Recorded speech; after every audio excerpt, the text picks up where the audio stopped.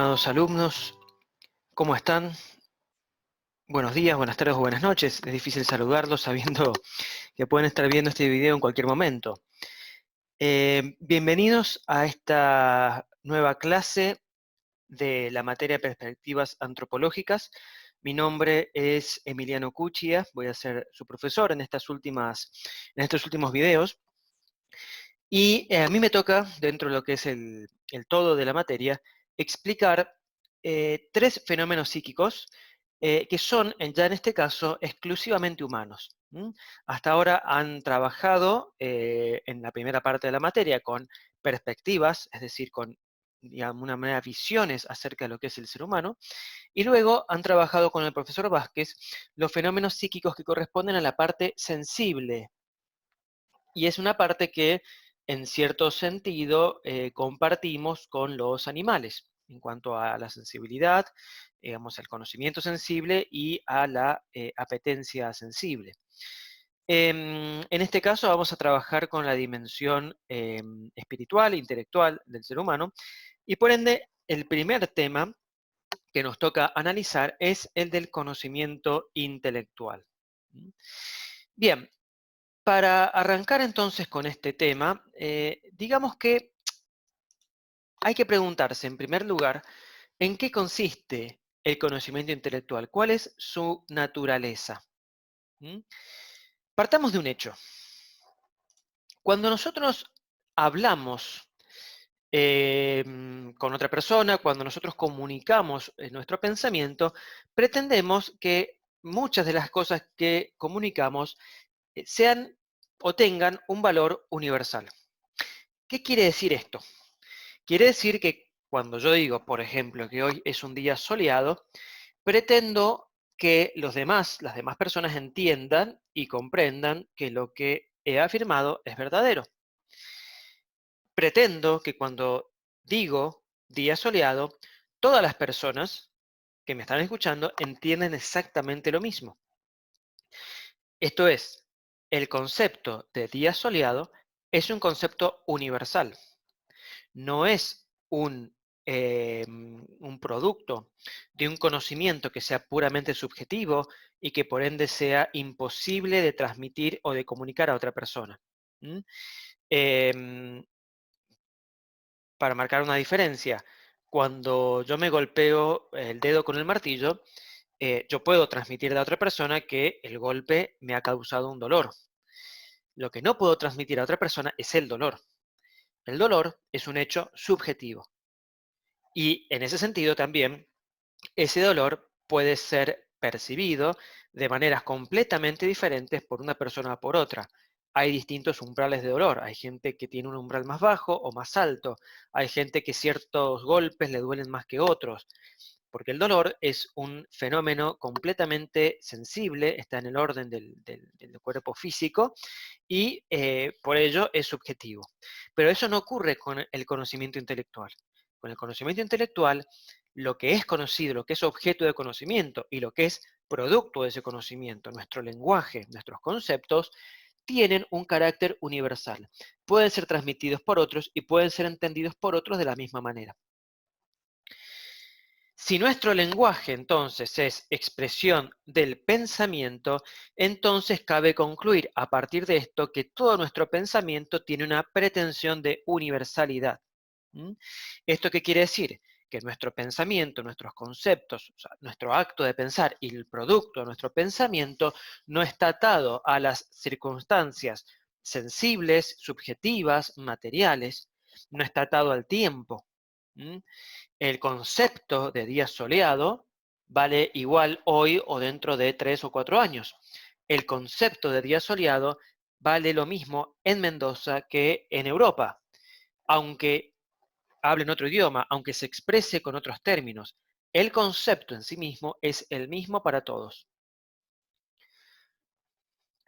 Ahora bien, podríamos preguntarnos cuál es digamos, cuál es el fundamento de esa universalidad. Es decir, ¿es real? ¿Mm?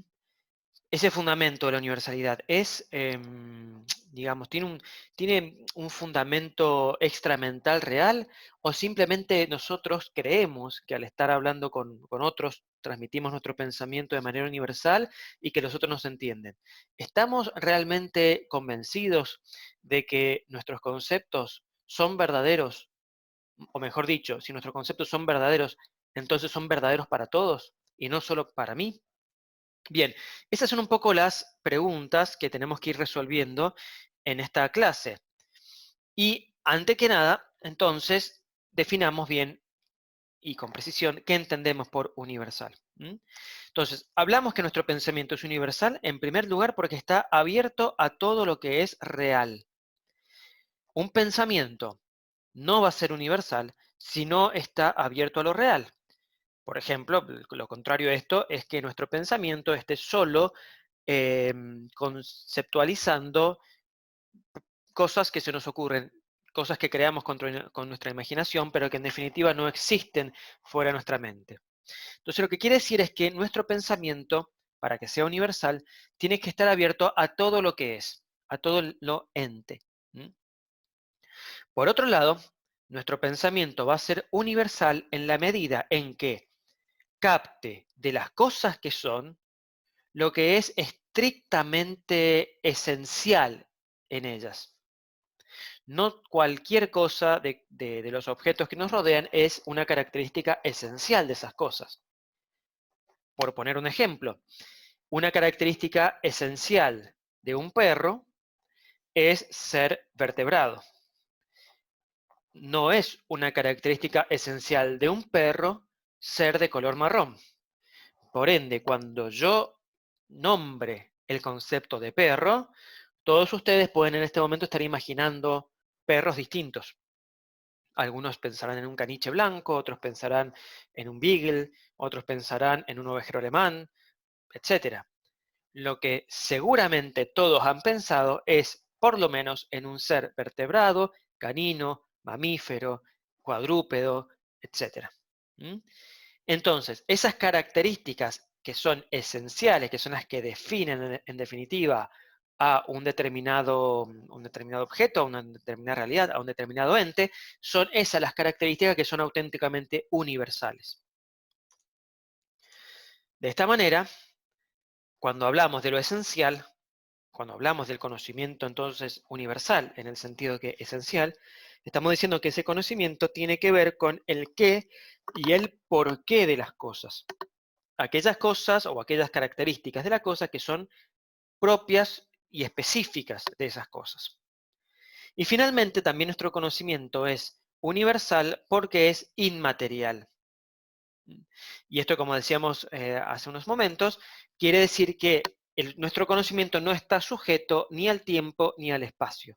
El concepto de perro es un concepto universal también en la medida en que es igual para nosotros aquí en Mendoza en el año 2020 como para un francés en el año 2045.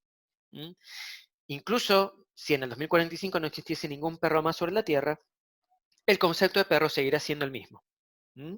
Como hoy nuestro concepto de dinosaurios, aunque no exista ningún dinosaurio, se mantiene el mismo para todos. Bien. Fíjense que entonces las características que hemos venido describiendo hasta aquí son características propias y específicas del conocimiento humano. Esto es, en los casos del conocimiento animal, que es lo que han venido viendo con el profesor Vázquez, el conocimiento sensible, no va a ser posible encontrar este tipo de características en el conocimiento. ¿Mm? Fíjense lo siguiente, para el animal no hay objetos. El animal vive extático en su mundo ambiente, que lleva estructurado consigo mismo a donde vaya, como el caracol su casa. El animal no puede llevar a cabo ese peculiar alejamiento y sustantivación que convierte un medio en mundo, ni tampoco la transformación en objeto de los centros de resistencia definidos afectiva e impulsivamente. Yo diría que el animal está esencialmente incrustado y sumido en la realidad vital correspondiente a sus estados orgánicos, sin aprenderlos nunca objetivamente. La cita que acabo de darles acá pertenece a Max Scheler. ¿Qué quiere decir esto? Lo que quiere decir Max Scheler al hablar de que en el animal no hay objetos es que para el animal todo aquello que conoce tiene para sí un valor en la medida en que lo conocido impacta o es necesario o perjudicial para su vida física, para el sostenimiento y la conservación de su vida. De esta manera, para un perro, una rosa es absolutamente irrelevante. Es un pedazo de mundo que está allí, pero que en definitiva no cuenta, no vale nada. Sí lo es, si es valioso para él, un plato de comida. Si es valioso para él, una amenaza, por ejemplo, un extraño que entra al domicilio. Cuando el perro percibe algo que es benéfico para él, va a acercarse a eso y va a tratar de satisfacer sus necesidades con eso que ha percibido.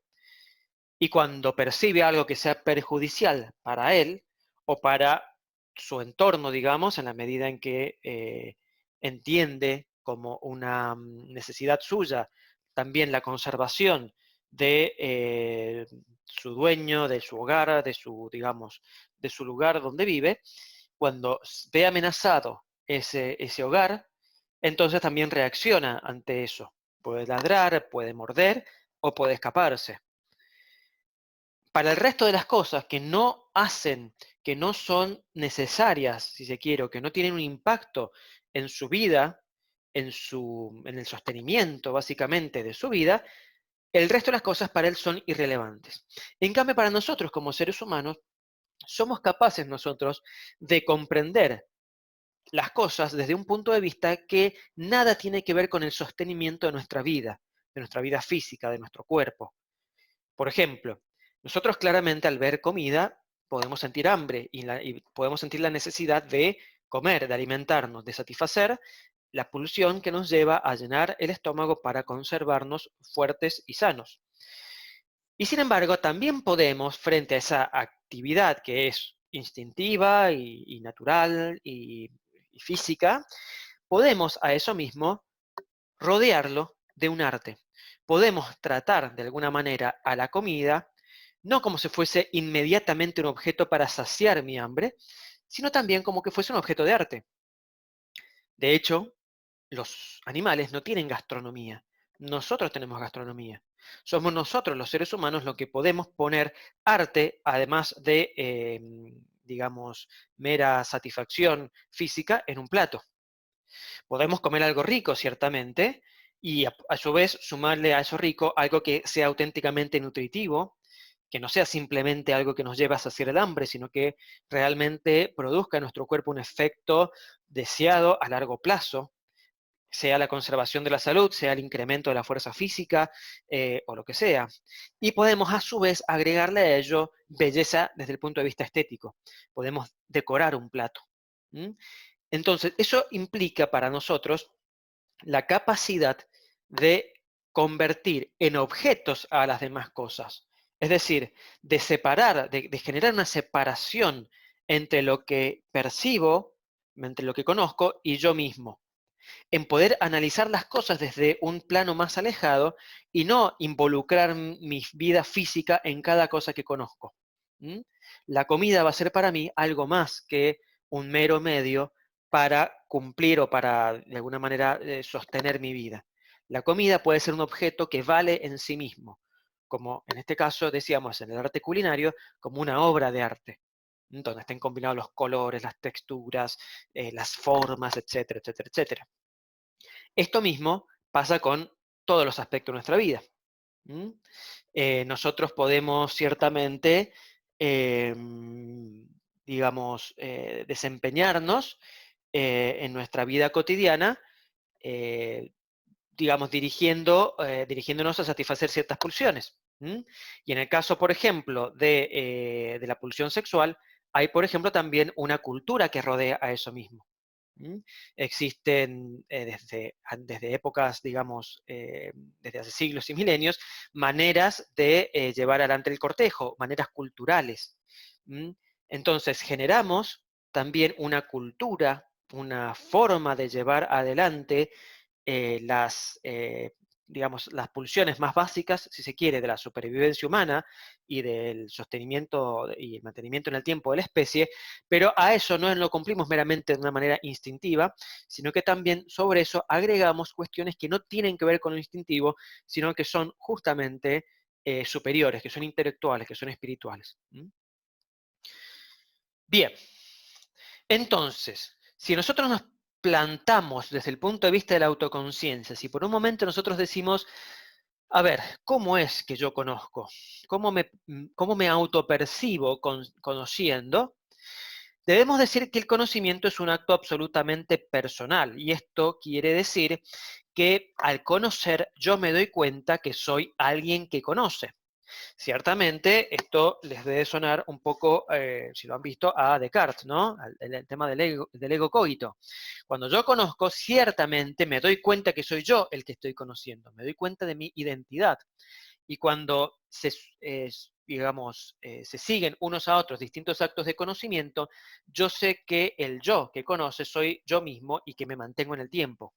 Esto es, puedo concebir mi propia identidad a lo largo del tiempo, por más que cambie de lugar, que cambien las personas que conozco, etc. Sé que soy yo el que está conociendo ahora, o el que está hablando ahora a esta computadora, en este acto tan extraño que es darle una clase a una pantalla. Sé que soy yo el mismo que ayer estuvo preparando los apuntes. Sé que al leer estos apuntes que tengo frente mío, sé que esta es mi letra, sé que esto es lo que yo escribí. Entonces, esa autoconciencia es lo que llamamos el yo que conoce, y por la cual yo me doy cuenta que el conocimiento es un acto personal, es un acto de mi persona. Pero a su vez también el conocimiento es una relación. Y esto quiere decir que al conocer, yo también me doy cuenta que hay algo que es conocido por mí. Hay algo que está fuera de mí y que no soy yo. Y finalmente también me doy cuenta que es un acto psíquico. Es decir, yo me doy cuenta que soy alguien que estoy conociendo, me doy cuenta que estoy conociendo algo que no soy yo, y a su vez me puedo dar cuenta que estoy conociendo. Es decir, es reflexivo.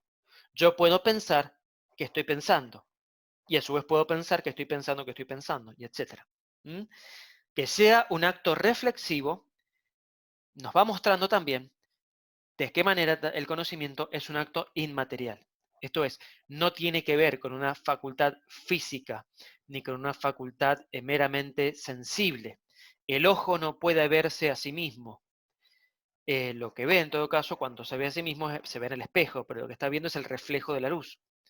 No puede verse a sí mismo, el ojo torcerse hacia sí mismo. Sin embargo, la inteligencia sí puede pensarse a sí misma. Bien, luego de estas primeras consideraciones con respecto al conocimiento intelectual, ¿qué es lo que podemos decir entonces? Bueno, en primer lugar podemos decir que existe una fuerte relación entre el ser y el conocer. ¿Mm? Esto quiere decir que yo conozco porque existo. Y a su vez, lo que conozco debe existir. Conozco, si puedo conocer, es porque existo. Y a su vez, conozco lo que existe. Hay cosas que existen y por eso puedo conocerlas. Cuando las cosas dejan de existir, ya no puedo conocerlas. En todo caso, es posible sí que pueda recordarlas.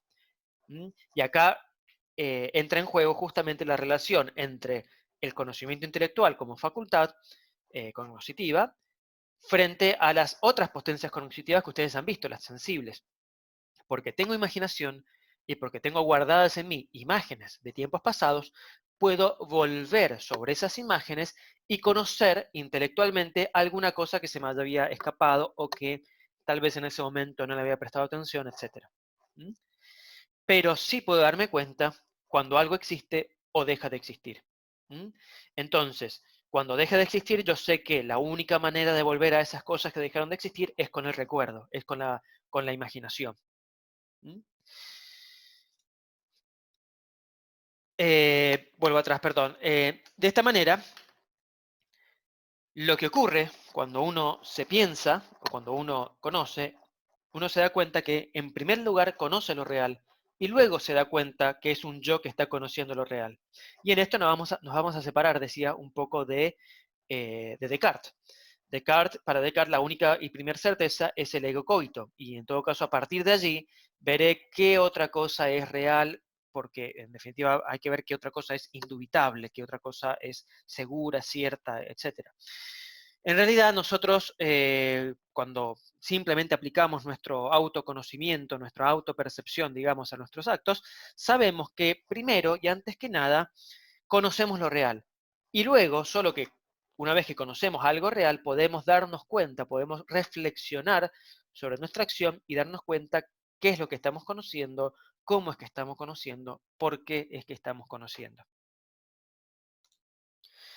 Bien, la segunda consecuencia que vamos a destacar de acá es la espiritualidad del conocer, que esto es un poco lo que ya les venía nombrando previamente.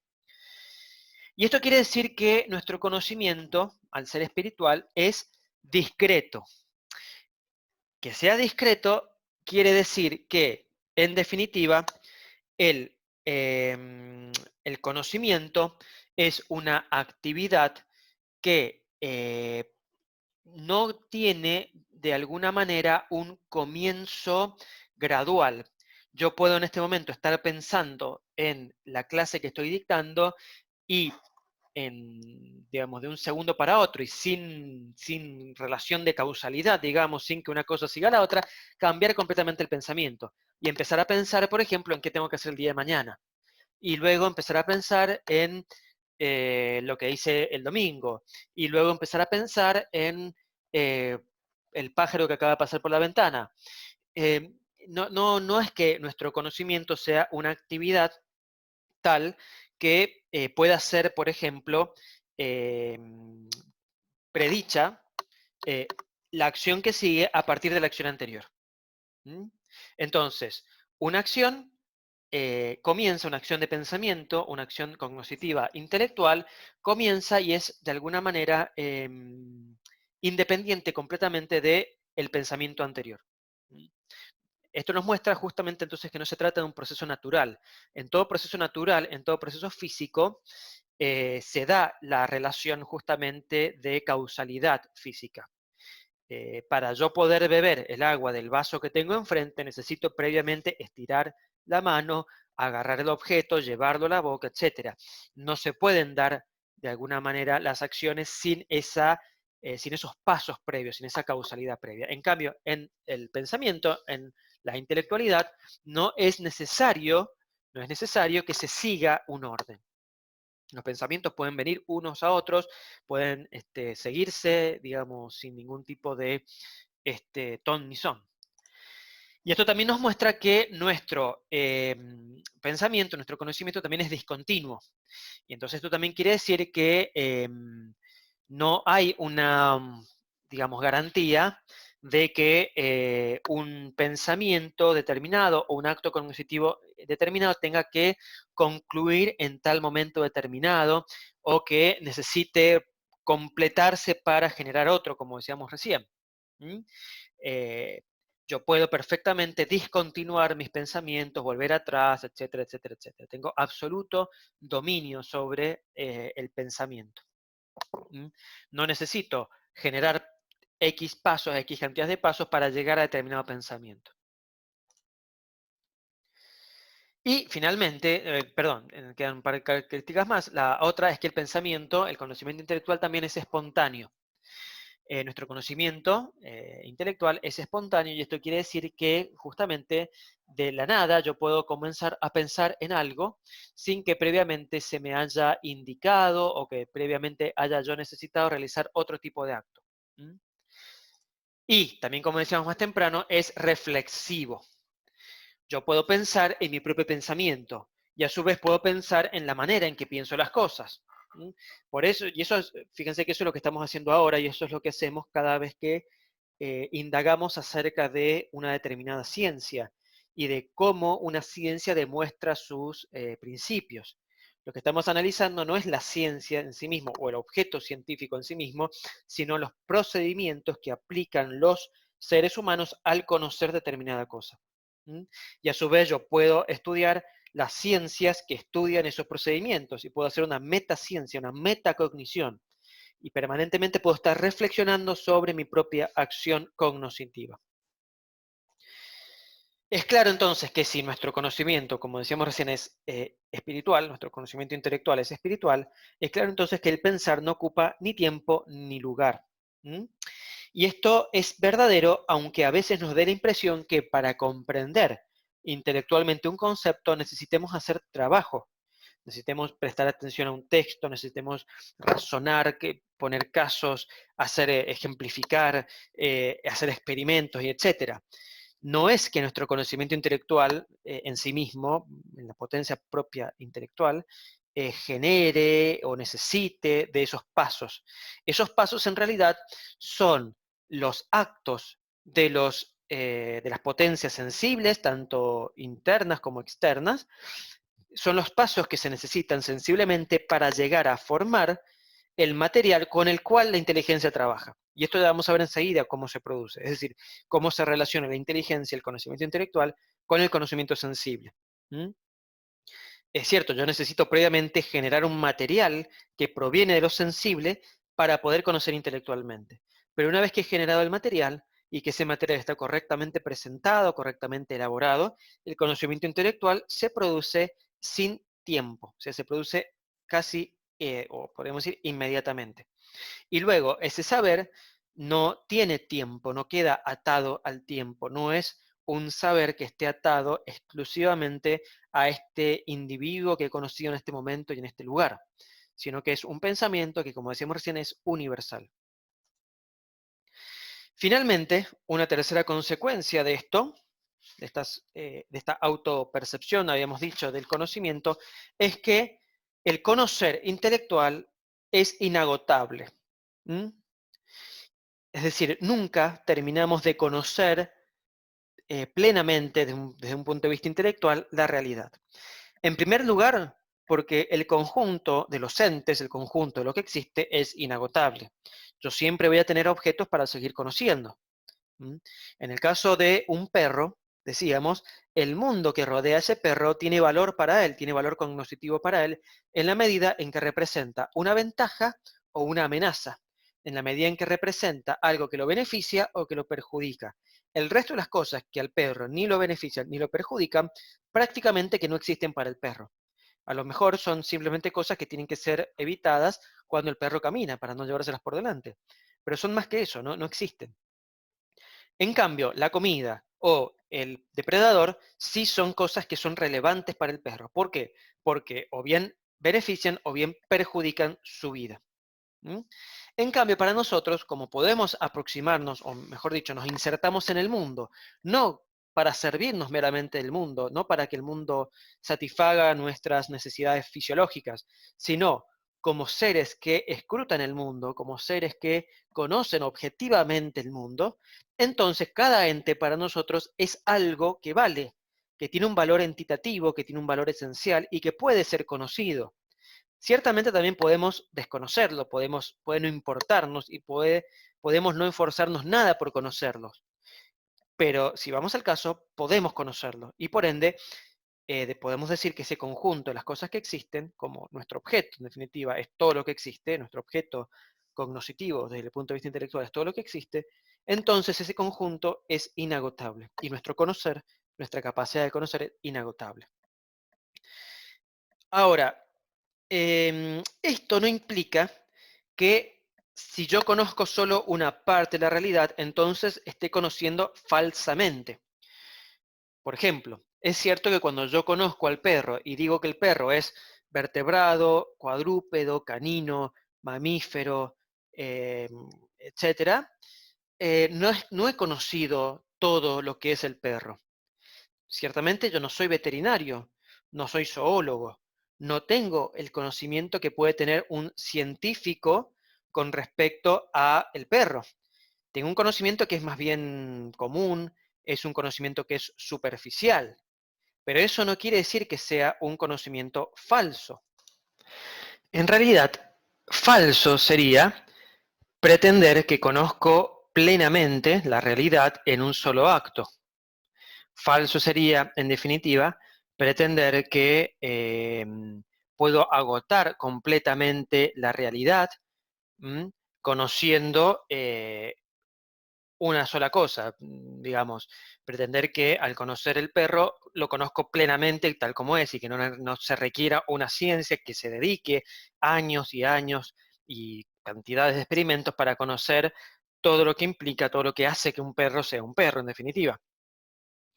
Entonces, a lo que vamos con esto es que inagotabilidad del conocimiento, el hecho de que lo que yo conozco sea un conocimiento parcial, no implica que sea falso lo que conozco, solo que es la verdad una cuestión, en todo caso, que siempre puede ser profundizada. ¿M?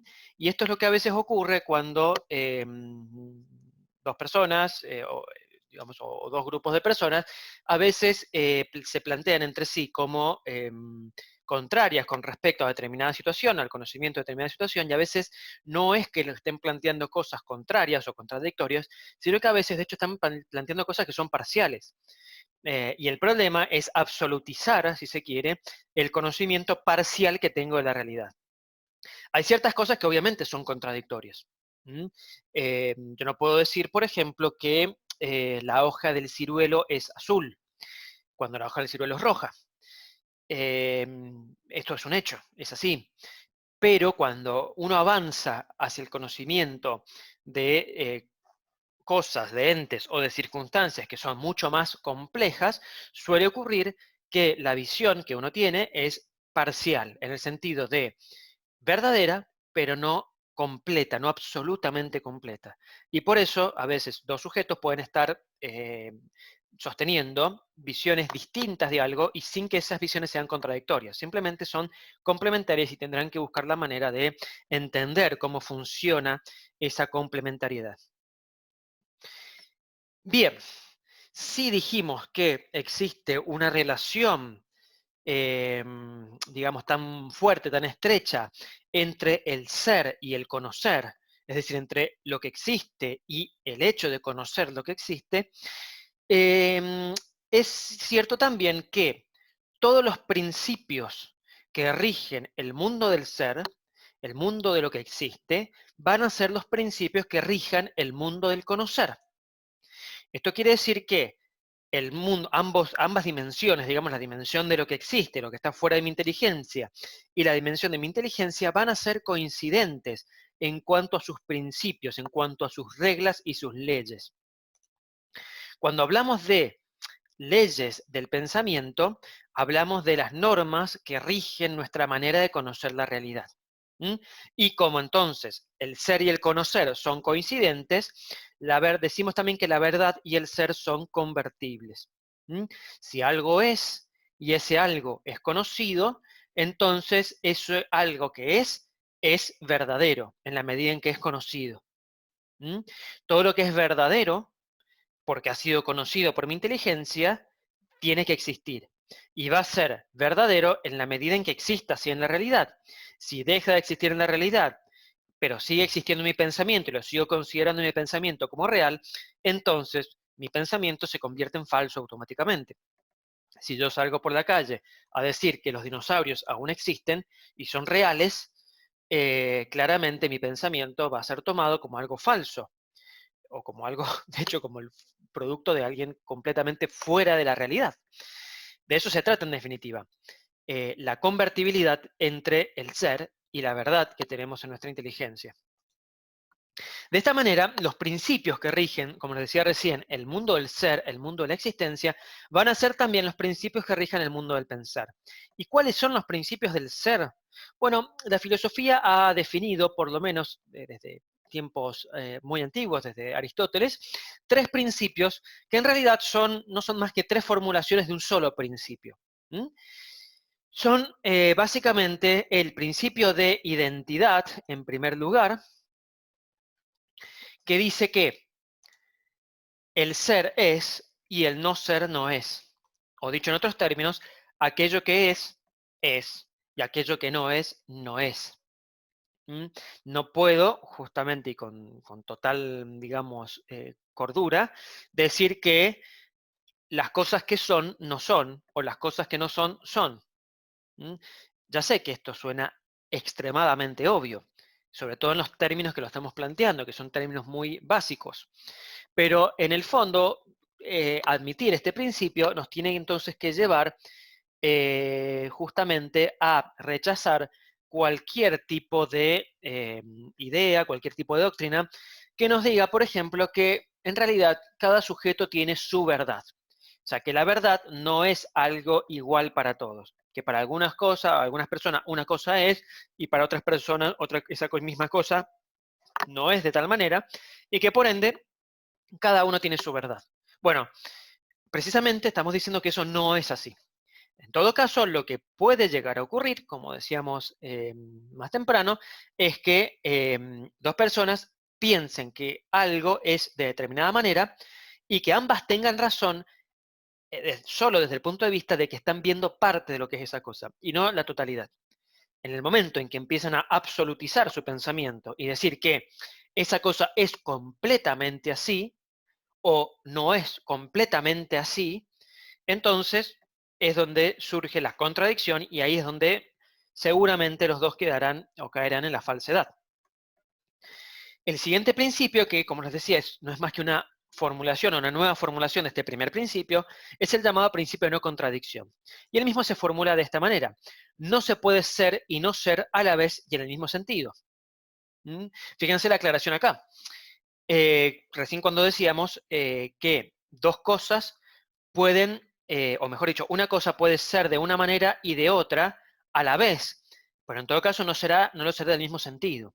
Yo puedo decir que una cebra es negra, o que en una cebra está el color negro, y también puedo decir que una cebra está el color blanco. Lo que no puedo decir es que una cebra es negra y blanca a la vez y en el mismo sentido. Lo será a la vez, pero no en el mismo sentido porque no puedo decir que es completamente negra y completamente blanca, sino que partes de la cebra son blancas y partes de la cebra son negras. ¿Mm? También hay cosas que pueden ser y no ser en el mismo sentido, pero no lo van a ser a la vez. Por ejemplo, la pared que tengo frente a mí puede ser blanca y puede ser negra, pero no lo va a ser a la vez. Si ahora es blanca, yo, luego de pintarla, podré decir que es negra, pero no en el mismo momento. Puedo pintarla completamente de negro. Tiene la capacidad de ser pintada completamente de negro, pero hoy, en acto, en este momento, no es negra. ¿Mm? Entonces, a la vez, no puede ser blanca y negra. Y la tercera formulación de este mismo principio del ser es la del tercero excluido. Y esto quiere decir que no hay punto medio entre el ser y no ser. ¿Mm? Si algo, si esta pared que les decía recién es blanca, y es completamente blanca, no puede ser que uno admita o que uno diga que es más o menos blanca. O no hay un punto medio entre el ser blanca y el no ser blanca. O es blanca o no es blanca. Si a este momento es blanca, perfecto, es blanca. Si la pinto otro color, ya no es blanca.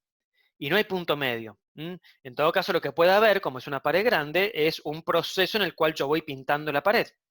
Y entonces, de ser completamente blanca, en el momento en que pego la primera pincelada de negro sobre la pared, deja automáticamente de ser completamente blanca. Bien, como el ser, decíamos, y el conocer se coinciden básicamente, tienen esta relación tan intensa, tan íntima, los principios del conocer van a seguir, digamos, a pie juntillas, los principios del ser. Y también vamos a encontrar entonces en el conocer un principio de identidad que se formula de la siguiente manera. El juicio, la afirmación intelectual, digamos, el juicio cuyo correlato es lo real es verdadero. Y el juicio cuyo correlato no es lo real es falso. ¿Cuándo un juicio va a ser verdadero? Cuando ese juicio se condice, cuando ese juicio se adecua a lo que la realidad es. Si yo digo que hoy es un día lluvioso y estoy viendo el sol por mi ventana y que veo que no hay ni una nube en el cielo, ese juicio es falso, porque su correlato, el correlato de ese juicio no es real. No existe el caso de que hoy sea un día lluvioso. Hoy es un día soleado y hay correlato real para ese juicio, por ende ese juicio es verdadero. En segundo lugar, se encuentra, o la segunda formulación es el principio de no contradicción, al igual que entre los principios del ser, y ese principio se formula de la siguiente manera. Dos juicios contradictorios no pueden ser ambos verdaderos a la vez y en el mismo sentido. ¿Mm? Como decíamos recién, entre el juicio hoy es día lluvioso y hoy es día soleado, no puede haber verdad en ambos a la vez y en el mismo sentido. Puede haber verdad en el mismo sentido, pero no a la vez. Por ejemplo, si por, digamos, capricho del clima, en este momento o en 15 minutos, 20 minutos se nubla y comienza a llover. ¿Era falso que era día lluvioso? No, no era falso, era verdadero en un momento. Y luego, en un siguiente momento, se nubló y comenzó a llover y se transformó en un día lluvioso. Entonces, desde el punto de vista del tiempo, no puede ser verdaderas dos juicios que sean contradictorios. ¿Mm? O a su vez, digamos, puede ser que dos juicios que sean contradictorios, sean verdaderos, digo, a la vez, pero no en el mismo sentido. Por ejemplo, cuando yo digo que una persona es alta y baja, yo puedo decir que una persona es alta comparada con un niño, pero baja comparada con un jugador de la NBA. Entonces, ese juicio que es alto y ser bajo es contradictorio, digamos, está diciendo cosas que sean contradictorias, pero no en el mismo sentido, porque el ser alto o el ser bajo se dice con relación a algo. Y si el punto de comparación es distinto en cada juicio, entonces ese punto, esa diferencia en el sentido de lo que se dice, hace que los juicios no sean contradictorios, o mejor dicho, que ambos puedan ser verdaderos. Y finalmente el principio de tercero excluido lo que dice es que no hay punto medio entre la verdad y la falsedad de un juicio, cosa absolutamente importante y que es vital tenerla presente en todo ámbito científico particularmente, pero también en el ámbito de la comunicación y de todo lo que es lenguaje humano en definitiva. No hay punto medio entre la verdad y la falsedad de un juicio. Un decir, ¿no? Pero lo habrán escuchado tal vez, que una media verdad es la peor de las mentiras. Cuando uno dice la verdad, digamos, la verdad, pero esconde cosas maliciosamente para dar a entender otra realidad, lo que está haciendo básicamente es la peor de las mentiras.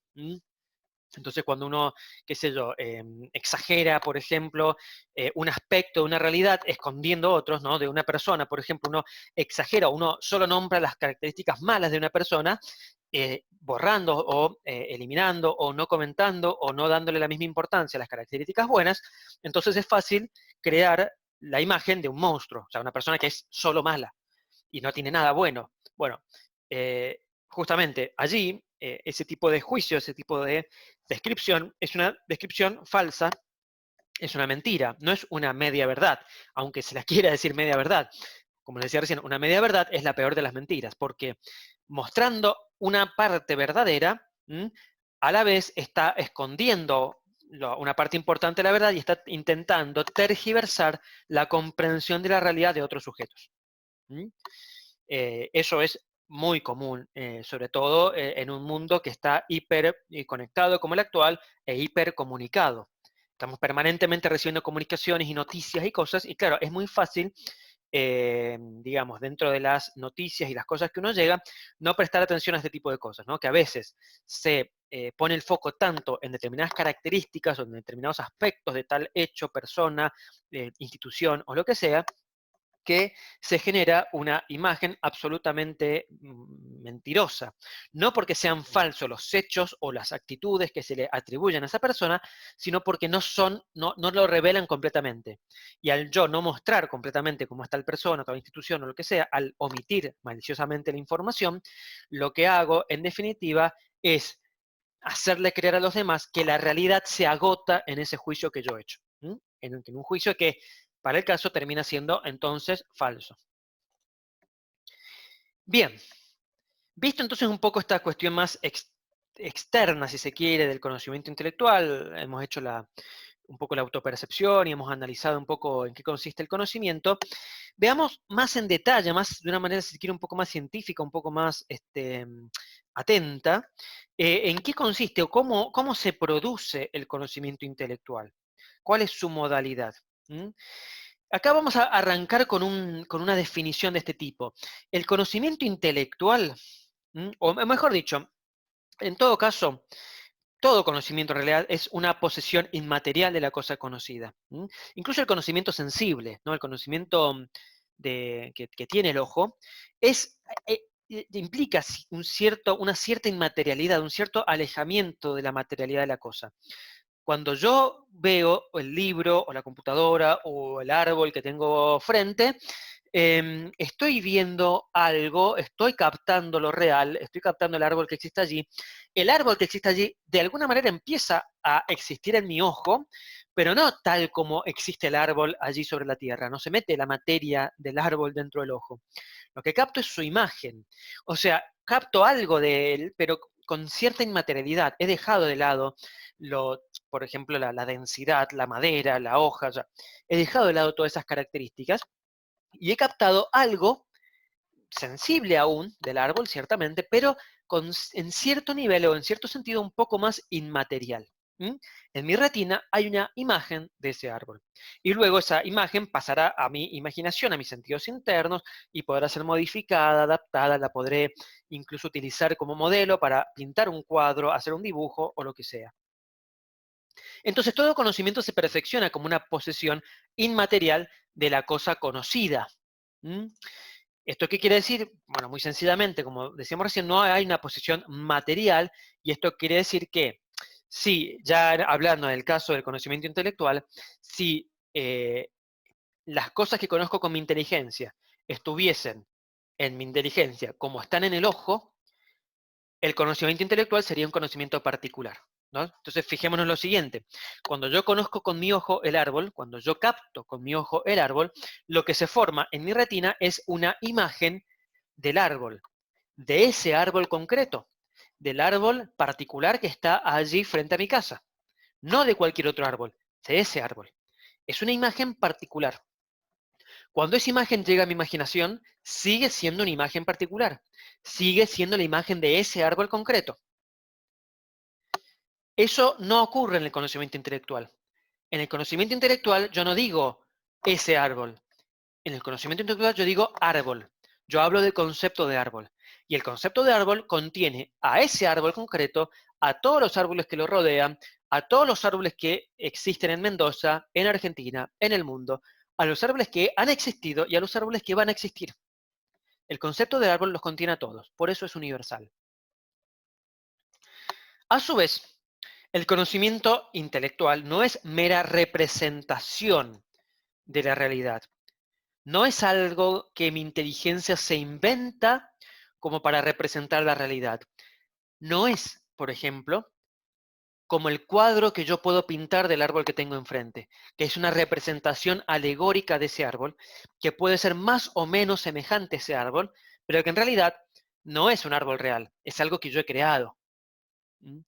En el caso del conocimiento intelectual, no es una mera representación lo que yo estoy conociendo. Porque si fuese una mera representación, algo que yo meramente me he inventado, he creado con mi inteligencia, entonces ese conocimiento no sería de lo real. ¿Mm? Claro, y dicho esto, se nos puede venir a la mente entonces inmediatamente esta pregunta. ¿Qué es entonces lo que conocemos? ¿Qué es lo que poseemos? Porque si en definitiva la realidad extramental, lo que existe fuera de nuestra mente, es material, pero lo que conocemos es espiritual, es inmaterial, y no es particular como lo que existe afuera, sino que es universal, ¿qué es lo que conozco? Porque entonces no sería algo real, porque todo lo real es particular, no universal. No existe el árbol, existen árboles concretos, cada uno siendo una individualidad, que hoy existe y mañana puede no existir, que lo puedo ir, lo puedo achar, lo puedo prender fuego y deja de existir. Ese es el árbol que existe, no existe el árbol. Y sin embargo, también estamos diciendo que ese árbol, el árbol que yo he conocido intelectualmente, es algo real. No puede ser una mera representación. Entonces, ¿qué es lo que conocemos? ¿Qué es lo que poseemos? ¿Qué es lo que captamos cuando conocemos? Bueno, esta pregunta de alguna manera resume un problema filosófico que ha sido indagado, que ha sido estudiado por varios autores, y es el problema de la brecha cognitiva o del gap. ¿m? De la grieta, podríamos decir, que existe entre nuestro conocimiento, que es, como dijimos y repito, universal, espiritual, inmaterial, y la realidad que nos rodea, que es particular, material, singular, etc. Bien, vamos a indagar entonces un poquito en qué consiste esto de la brecha o del gap en el conocimiento intelectual. Bien, lo que quiere decir es, como decíamos recién, que el conocimiento es universal y que la realidad que nos rodea es particular. Es acá donde se plantea entonces la brecha. ¿Mm? Si la realidad es la que tiene que ser conocida por el conocimiento, vamos a utilizar el puntero láser que me dije a mí mismo, vamos a usarlo desde el principio y recién ahora me acuerdo. Entonces, si la realidad que está aquí es particular y es la que tiene que ser conocida intelectualmente por nosotros, pero ese conocimiento es universal, ¿cómo explicamos este salto? ¿Cómo explicamos el paso entre lo particular y lo universal? Bien, debemos decir que para indagar acerca de la respuesta a esta pregunta, tenemos que en realidad preguntarnos cuál es el fundamento de la universalidad de nuestros conceptos, de nuestros conocimientos. Y hay varias posturas filosóficas al respecto. Hay posturas que dicen que ese fundamento no es extramental. Es decir, que la universalidad no existe, no tiene ningún fundamento fuera de nuestra inteligencia. Esas posturas podemos resumirlas en dos grandes grupos. La primera, el idealismo, la segunda, el escepticismo. Ya vamos a indagar en particular cada una de estas posturas. ¿Bien? Y hay digamos, otra verdad, o mejor dicho, otra parte, si se quiere, de la biblioteca filosófica que dice que ese fundamento sí es extramental. Y básicamente, bajo esta postura, se encolumna el realismo filosófico. O mejor dicho, todas las posturas que, en cierto sentido, son realistas. Las hay de varios tipos y ya vamos a ver un poco eso. Vamos a ver un poquito entonces en qué consiste cada una de estas posturas. En primer lugar, entonces, ¿qué es lo que conocemos? Las respuestas son varias. Y de hecho, de acuerdo a en qué postura filosófica nos plantemos, vamos a tener una respuesta distinta. En primer lugar, podemos hablar entonces del platonismo. Algo creo que ustedes vieron de Platón en su momento, algo pudieron indagar seguramente con el profesor Costrelli Brandi. Es una de las posturas filosóficas de la perspectiva antropológica antigua. Pero no es la única postura de la antigüedad, porque seguramente también vieron a Aristóteles. ¿Mm? Más cerca en el tiempo y más en el orden de la modernidad van a aparecer posturas de otro tipo, que también vamos a analizar aquí rápidamente. El empirismo, por un lado, el innatismo, por otro, y aquí está un poco Descartes, y el idealismo, donde también veremos a un pensador allí que es Kant. Bien, vamos en primer lugar, muy rápidamente en realidad, a analizar cuál es la propuesta del platonismo. Para el platonismo, ¿qué es lo que conocemos? Bueno, conocemos la idea separada de las cosas. ¿Mm? Ustedes vieron seguramente el mito del carro alado, donde estaba justamente la auriga llevando estos dos caballos, uno de buena raza, el otro de mala raza, bla, bla, bla. Lo importante, o lo que yo quiero destacar en realidad de este mito platónico, es lo que afirma aquí mismo. Cualquier alma que en el séquito de lo divino haya vislumbrado algo de lo verdadero, estará indemne hasta el próximo giro, y siempre que haga lo mismo, estará libre de daño. Pero cuando por no haber podido seguirlo no lo ha visto, a la idea, y por cualquier azaroso suceso que se va gravitando, llena de olvido y dejadez, debido a este lastre, pierde las alas y cae a tierra. Básicamente, ¿qué es lo que está diciendo Platón? Que conocer es recordar lo que ya se ha visto en el mundo de las ideas. Lo conocido para Platón es un universal que existe efectivamente fuera de nosotros. Así como nosotros en este mundo sensible vemos un árbol concreto, en el mundo de las ideas existe el árbol. Y es eso lo que captamos cuando conocemos intelectualmente, el recuerdo del árbol que hemos visto previamente en el mundo de las ideas. Va a ser distinta la postura del empirismo, podríamos decir radicalmente distinta. Y en esto vamos a hacer un salto temporal porque me interesa ver más adelante Aristóteles. El empirismo, para el empirismo, una postura empirista, lo que conozco intelectualmente es una mera generalización de lo sensible.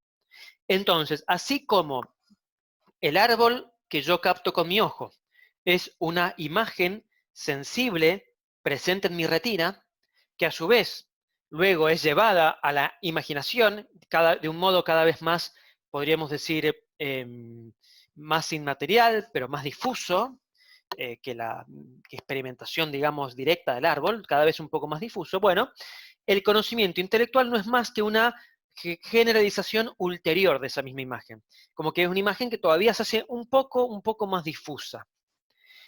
Un autor importante en esta línea empirista es David Hume, quien dice que las ideas son las imágenes debilitadas de las impresiones, como cuando pensamos, imaginamos o recordamos.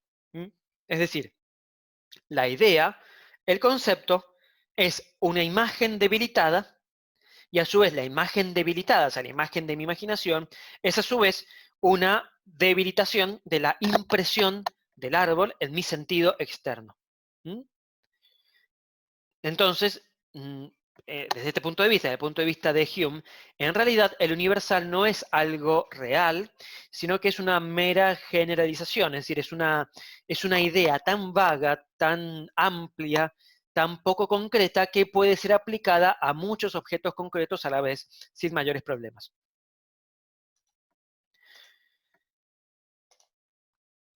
Luego, el innatismo. ¿Mm? Para el innatismo, lo que conozco son conceptos que en realidad ya preexisten en nuestra inteligencia. Y aquí lo tenemos a el personaje que hablamos recién, a René Descartes. Recuerden que para René Descartes, todo se fundamenta, todo conocimiento cierto se fundamenta en la certeza originaria del ego cogito. Esa certeza originaria, en definitiva, es un conocimiento que preexiste en nuestra inteligencia, que en todo caso tenemos que darnos cuenta del mismo, y a eso apuntan sus meditaciones, ¿no? A darme cuenta que, en definitiva, el único conocimiento certero es que yo soy, y que yo soy porque yo pienso, y me doy cuenta que pienso porque estoy dudando. Pero en realidad ese es un conocimiento que ya está inmerso, presente en todo pensamiento mío. Y a partir de ese conocimiento yo puedo ir fundamentando los otros conceptos, como la idea de perfección, de bien, de Dios, etc. Pero esas ideas están puestas en mi mente antes de cualquier experiencia y son independientes de la experiencia.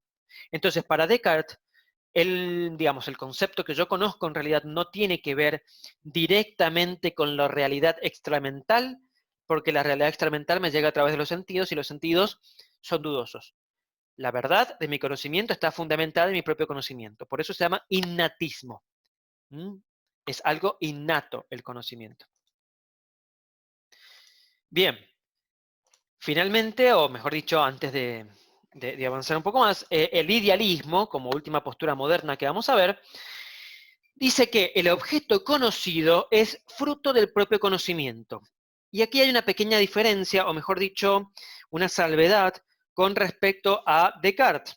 Porque si para Descartes el concepto es algo innato, para el idealismo el concepto no es innato, no es completamente innato, o lo conocido, lo que conozco no es completamente innato, necesito la experiencia sensible, pero en definitiva el que conocido, la forma que he conocido, es algo que mi propia inteligencia ha formado a través de ciertos procedimientos. Es decir, si yo estoy conociendo un árbol, yo no sé si realmente existe un árbol fuera de mi mente o si el árbol o si lo que existe fuera de mi mente realmente es como yo lo estoy percibiendo. Mi mente es la que le da la forma al conocimiento, pero mi mente sería vacía si no hubiese algo afuera que de alguna manera trae consigo o, digamos, introduce en mí un material sensible, un material con el cual nuestra inteligencia pueda trabajar.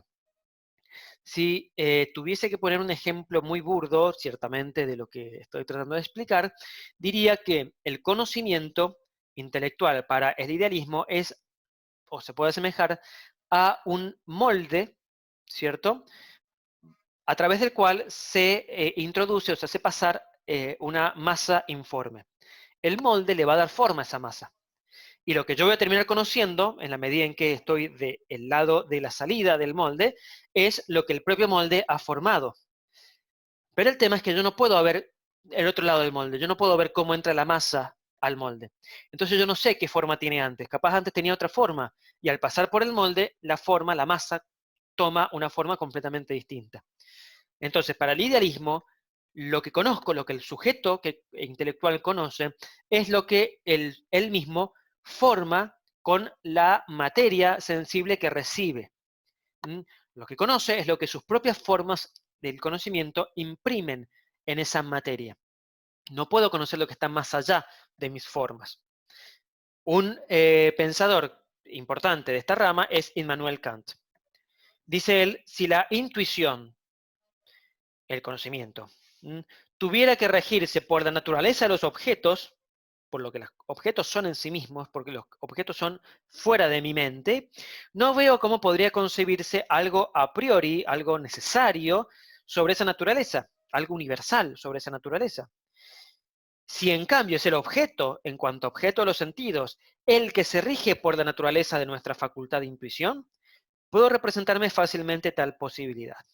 Entonces, por ejemplo, si yo observo que todos los objetos que yo tiro desde el techo caen a una velocidad o a una aceleración que se aproxima a 9.8 metros sobre segundo al cuadrado, eso en realidad para Kant no es una regla de la realidad tal cual es, sino que en realidad es una regla de mi percepción de la realidad.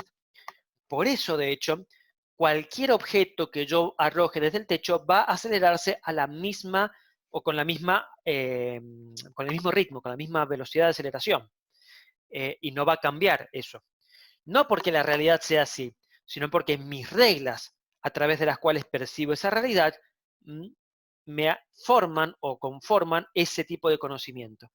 Entonces, la universalidad de lo que conocemos para Kant no está fundada en lo real tal cual es, sino que está fundada en el modo del conocimiento humano.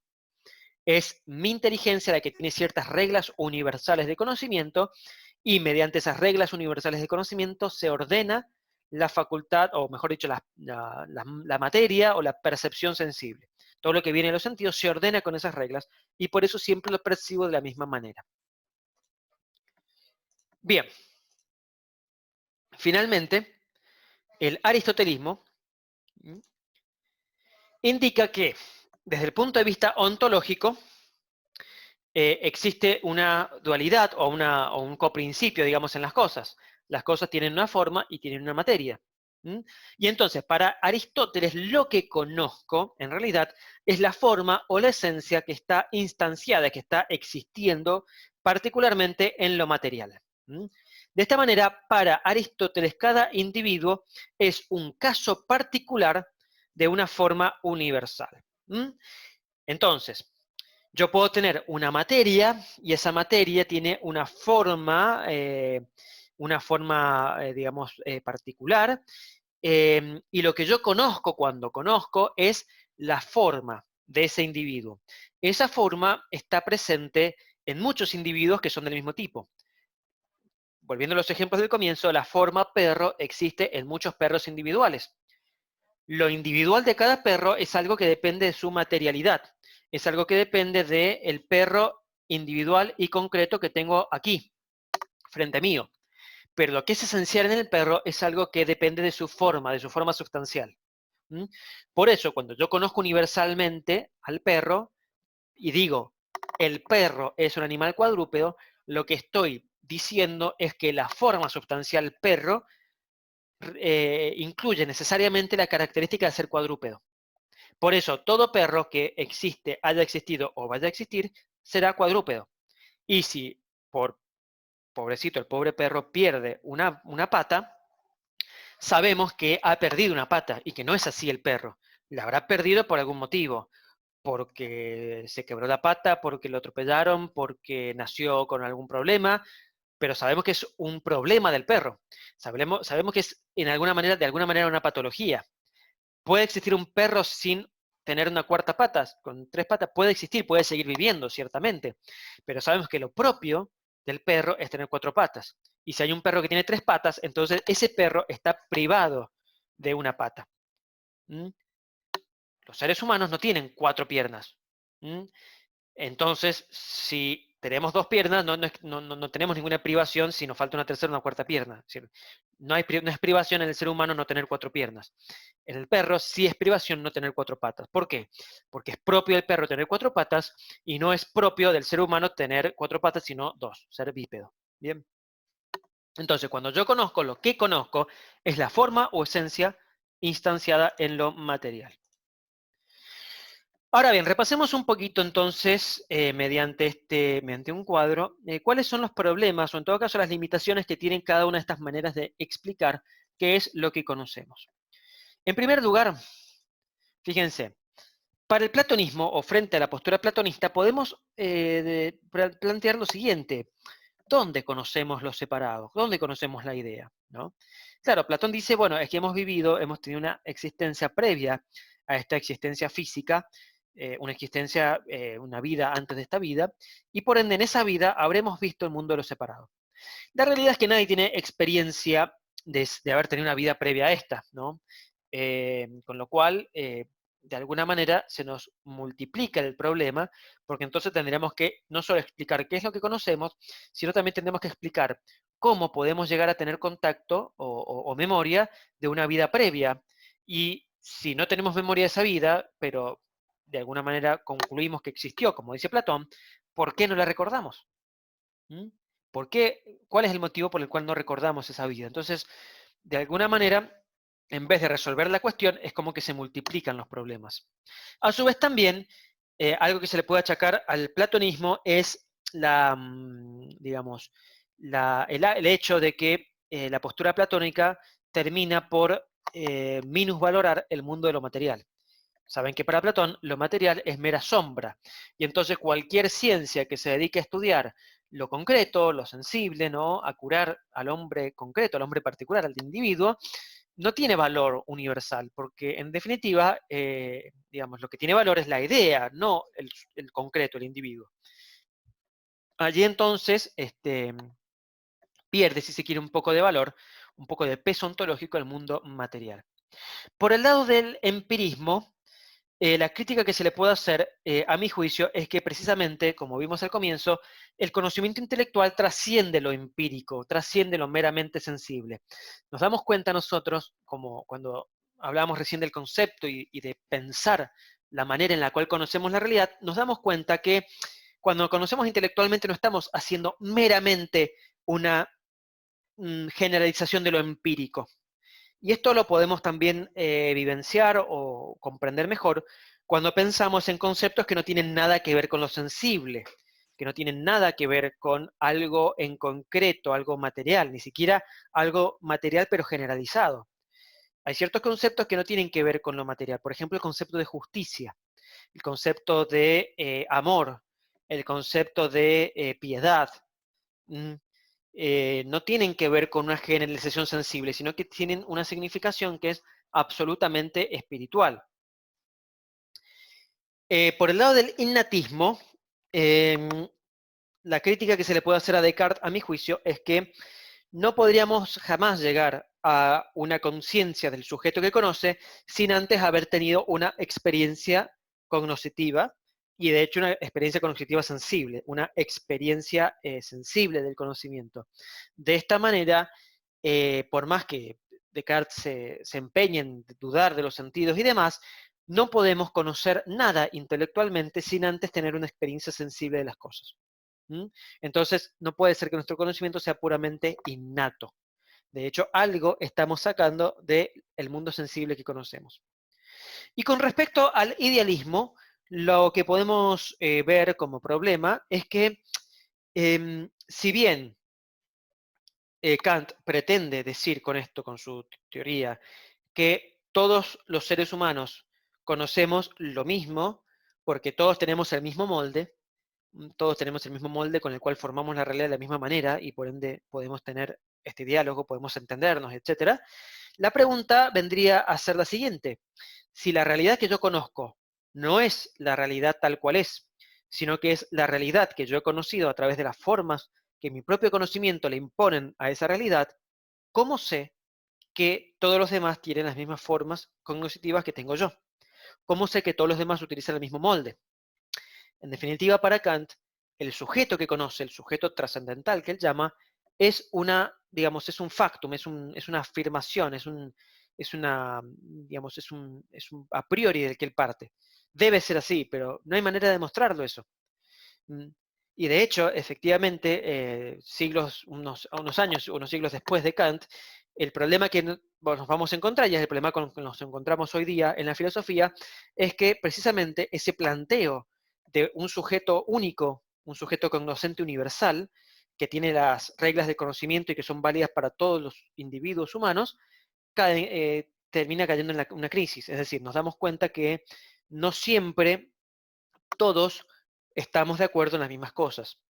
¿Y eso cómo lo explicamos? Bueno, lo explicamos, o algunos lo explican diciendo que en realidad no hay un único sujeto cognoscitivo, como pretendía Kant, que conoce y que aplica las reglas de una única manera, sino que en realidad hay múltiples sujetos y cada uno construye una verdad eh, a su modo. ¿Mm? Pero claro, decir que cada uno construye una verdad a su modo es prácticamente lo mismo que admitir que no hay verdad. Si cada uno tiene su verdad, no hay verdad. Hay meras opiniones y que de hecho jamás podrían ser puestas en común porque la propia percepción de la opinión que otro está expresando también estaría mediada por mi propia opinión, con lo cual jamás podría aproximarme plenamente a la real opinión que alguien está defendiendo. Siempre estaría yo mediado por mis propias formas y etcétera.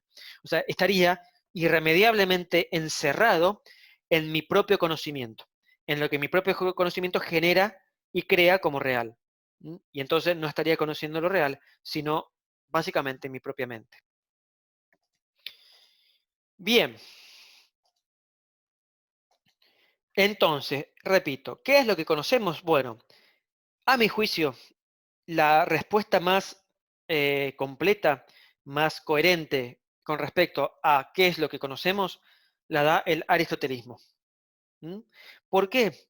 Bueno, básicamente porque, en primer lugar, no nos encierra dentro del propio sujeto. O sea, pretende conocer lo real.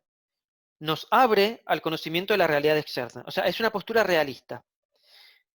Cualquier otra postura nos deja limitados a que lo que conocemos sea simplemente la producción del yo como un sujeto. Y por ende, todo lo que venga de afuera, sea experiencia del mundo sensible, sea opinión o concepto o juicio vertido por otro sujeto, siempre va a estar mediado, siempre va a estar bloqueado, siempre va a estar intervenido por lo que mi propia mente genera. Y entonces nunca voy a conocer lo real, sino que siempre voy a estar conociendo lo que yo interpreto lo real. Voy a estar encerrado en mí mismo, como decíamos recién. Entonces, el aristotelismo, por un lado, dice que se puede conocer lo real. Y por otro lado, a diferencia de otra postura realista como es el platonismo, también valoriza lo sensible sin negar lo inteligible. ¿Mm?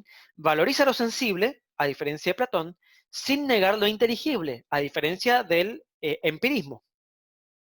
¿Mm? De esta manera, para Aristóteles hay dos tipos de conocimiento que se dan completamente armonizados. El conocimiento sensible, por un lado, que es lo que ustedes han visto con el profesor Vázquez, entre sentidos externos y sentidos internos, y el conocimiento intelectual por otro, que es el conocimiento del que estamos hablando en este momento, el conocimiento universal, el conocimiento que va más allá de lo sensible. Ahora, ¿cómo explico entonces el paso en términos aristotélicos? ¿Cómo explico el gap, la brecha? Que parto de los sentidos, de lo sensible y llego a lo intelectual. Bueno, frente a eso o para ello hay una teoría que se llama, que es la teoría de la abstracción, que de alguna manera presenta Aristóteles en su libro acerca del alma, Peripsiges, de Anima, conocido digamos, en latín de Anima, Peripsiges en griego, y que allí lo que dice Aristóteles es que el intelecto humano tiene dos funciones. Y esto lo voy a aclarar varias veces. Perdón por la repetición. El intelecto tiene dos funciones, no hay dos intelectos. El intelecto tiene dos funciones. Un intelecto, una función, mejor dicho, agente y una función paciente. Una función agente, una función que hace algo, y una función paciente, una función receptiva. Son funciones, no son dos intelectos distintos. Fíjense, para ponerlo esto en términos más gráficos. Yo aquí tengo la sensación, ¿verdad? Esto es lo que yo veo con mis ojos. Decíamos recién, yo veo aquí un árbol, varios árboles amarillos, acá veo árboles en pleno verano, aquí veo árboles en invierno, digo, en una nevada. ¿Mm? Luego esas imágenes que ha captado mi ojo, que son realidades individuales, pasan a la imaginación en formato de imágenes, que son, fíjense, un poco más generales, ahí están un poco más como borrosas con respecto a la sensación, pero siguen estando y lo importante, siguen siendo particulares. Fíjense, aquí está la representación, esta imagen del bosque dorado en otoño, el bosque en verano, el bosque en invierno.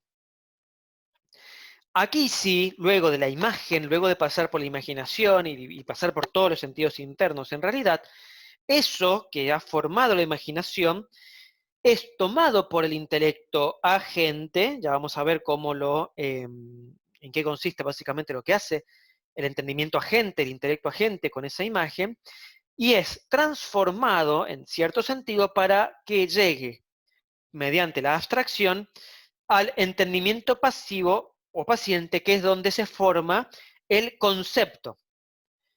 Ese concepto lo que hace es expresar la esencia o el universal, como decíamos recién. ¿Mm? El concepto, entonces, es un producto, es el producto del conocimiento intelectual que expresa la esencia de una determinada cosa existente. Y fíjense, el concepto aquí es único, es el concepto de árbol, que es aplicable a este y a este. ¿Mm? Es aplicable a todos ellos y no se agota en ninguno de ellos, sino que está más allá de ellos, digamos. Es como que justamente en la medida en que conceptualiza, en la medida en que capta o contiene lo que es esencial al hecho de ser árbol, por eso mismo puede ser aplicado, puede ser predicado a cada uno de estos árboles. Entonces, se habla decíamos, de especie o concepto. ¿Mm? Ahora, la especie o concepto no puede entenderse sin hacer referencia al contenido.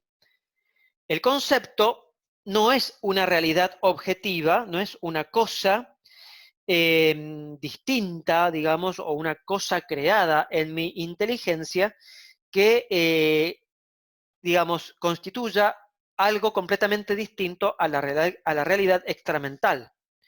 No es algo que digamos, que me bloquee el camino hacia lo real. No es una cosa distinta a lo real que represente meramente lo real. ¿Mm? En otras palabras, como dice Tomás de Aquino en la Suma de Teología, cuestión 85, el concepto no es el qué conozco, pero sí es el a través de qué conozco. Es un instrumento, es un medio que utilizo para conocer. ¿Mm? Lo que sí, entonces, yo no puedo separar, como decía acá al comienzo, el concepto del contenido de ese concepto. ¿Mm? Y esto completamente diferencia de lo que efectivamente ocurre en el caso de una representación. ¿Mm? Fíjense la siguiente imagen, ¿no? Una pintura famosa, ¿no?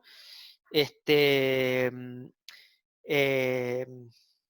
las meninas, digamos. Es una pintura famosísima que justamente a lo que apunta es a mostrar de qué modo el cuadro en sí mismo, ¿m?, es una representación de la realidad.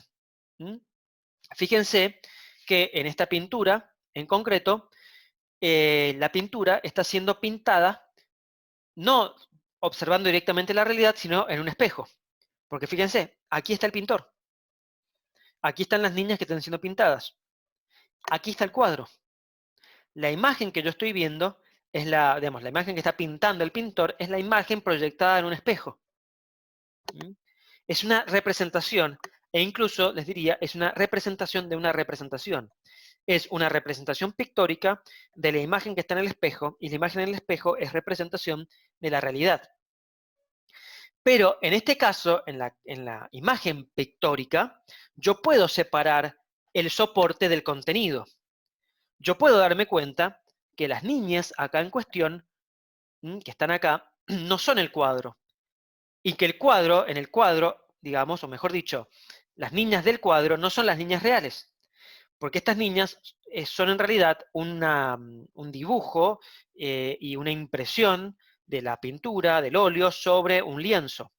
El cuadro tiene una estructura, tiene una materia distinta a la de las niñas que son pintadas en ese cuadro. En una imagen pictórica, entonces, yo puedo distinguir soporte de contenido. Pero eso no ocurre en el concepto. Yo en mi concepto de perro, yo no puedo separar la materia del concepto del contenido del concepto. En el concepto perro está el concepto junto con el qué es ser perro, con la esencia del perro. ¿Mm? En este sentido, el concepto de perro no es otra cosa que la esencia de perro existiendo en mi inteligencia. Lo que hace que el perro sea lo que es y que existe en ese perro y en todos los perros individuales que existen, comienza o puede comenzar a existir en mi inteligencia. Y por eso yo conozco el perro, y por eso yo conozco lo que es esencial del perro. Y por eso, digamos, lo que yo conozco del perro puedo aplicarlo a todos los perros que existen. Porque lo que yo he conseguido ver es no ya la particularidad del perro, lo que lo hace individual, su tamaño, su pelaje, el color, lo que sea, sino que lo que he alcanzado a captar con mi inteligencia es la forma, es lo que está dentro, de alguna manera, lo que le da su modo de ser al perro, su esencia. Eso es lo que el concepto capta, eso es el concepto en definitiva. El concepto es, en definitiva, entonces, esa esencia.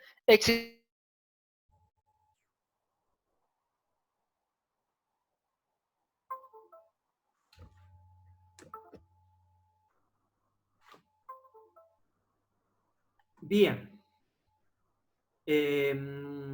Ahí estoy, a ver, estoy teniendo un poquito de problemas con el micrófono. Espérenme un segundito. Bien, ahí lo puede solucionar. Bien, entonces lo que decíamos, que entonces, ¿qué es el concepto? Bueno, el concepto entonces es la misma esencia de lo material existiendo inmaterialmente en el intelecto. ¿Mm?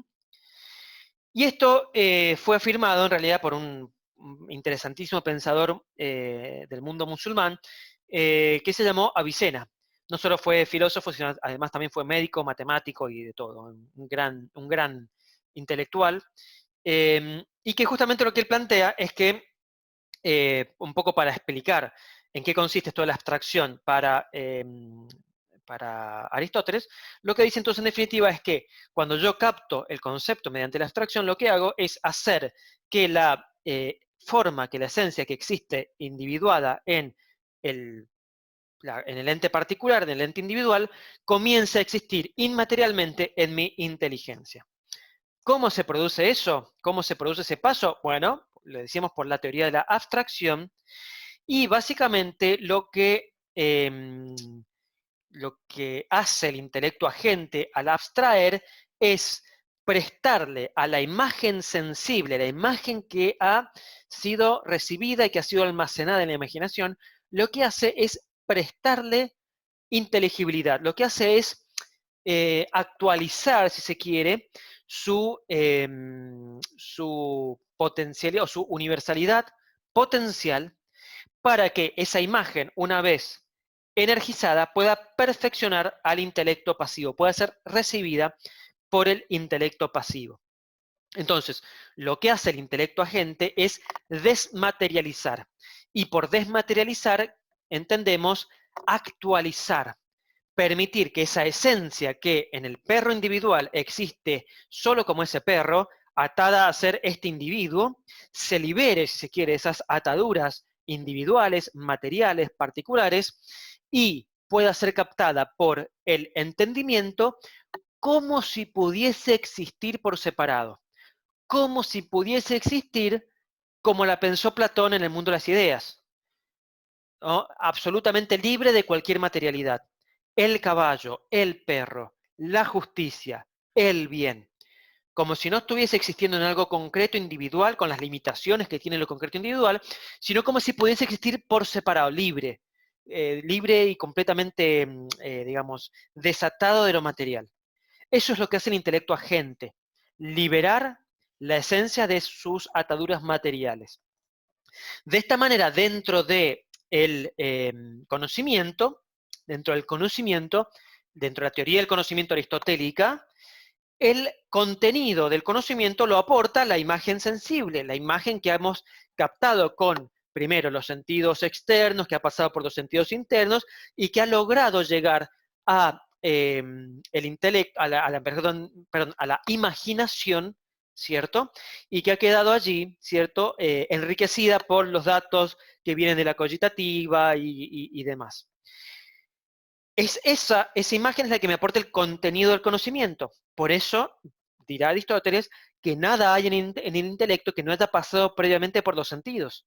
Para poder tener conocimiento intelectual, tengo que tener previamente conocimiento sensible. Ahora bien, es el intelecto, en este caso el intelecto agente, el que le aporta a ese contenido cognoscitivo un modo de existencia que antes no tenía. Un modo de existencia inmaterial, un modo de existencia espiritual, un modo de existencia separado de lo particular, universal. Por eso nuestro conocimiento, si bien es distinto que lo que nos rodea, porque es universal, mientras que nos rodea es particular, sin embargo está basado en lo externo, está basado en lo real. Lo único que ha cambiado, lo único que ha cambiado es su modo de existencia, que ahora es independiente de la materia, pero no ha cambiado su contenido. El contenido viene desde la realidad.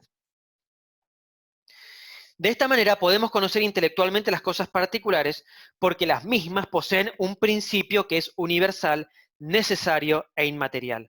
Ese principio es la forma o esencia. Y es ese principio entonces lo que es conocido. El producto de nuestro conocimiento intelectual es el concepto. Y ese concepto es universal porque su contenido, mejor dicho, porque lo que lo causa es la forma o esencia que existe en las cosas, que existe atada a las cosas de una manera particular, pero que en sí misma es universal, que en sí misma está presente en sujetos en diversos sujetos, en diversos individuos. Es la misma forma en la que está presente en diversos individuos y por eso al conocerla intelectualmente yo la libero de esa individualidad y puedo conocerla universalmente y aplicarla y predicarla también de todos los individuos, incluso de aquellos que aún no he podido conocer sensiblemente. Yo sé que los perros, el perro que tengan ustedes o alguno de ustedes en su casa, por más que yo jamás lo haya visto, sé que es un animal vertebrado, cuadrúpedo, por más que haya tenido la desgracia de perder una patita. Sé que le corresponde, por ser perro, tener 4 patas, ¿no? Eso es un conocimiento universal. Bien, bueno, hasta aquí entonces ha llegado la primera clase. Junto con este video he subido entonces material que tiene que ver con un texto básicamente en PDF que resume un poco estas ideas que he venido dando aquí y a su vez también he subido digamos, la propia proyección, el propio PowerPoint y a su vez una ejercitación, ¿bien? Para la ejercitación tienen tiempo para realizarla y recuerden que también vamos a tener una posibilidad de tener clase de consulta mediante la aplicación Meet de Google. En el aula virtual está la fecha y la hora en la cual vamos a tener el encuentro, junto con el link para que puedan ingresar. Bien, dicho esto, me despido de ustedes. Muchas gracias, espero que haya sido útil la explicación. Nos vemos entonces en los próximos videos. Que estén muy bien.